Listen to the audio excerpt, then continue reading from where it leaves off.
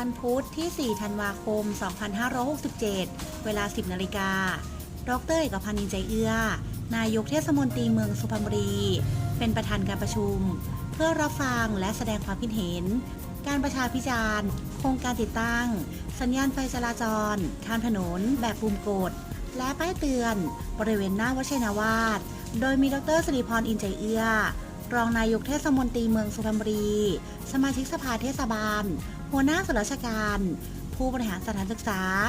ประชาชนในชุมชนวัดชัยนาวาสตัวแทนของหน่วยงานที่เกี่ยวข้องและเจ้าหน้าที่ที่เกี่ยวข้องเข้าร่วมการประชุมในครั้งนี้ณที่ทำการชุมชนวัดชัยนาวาส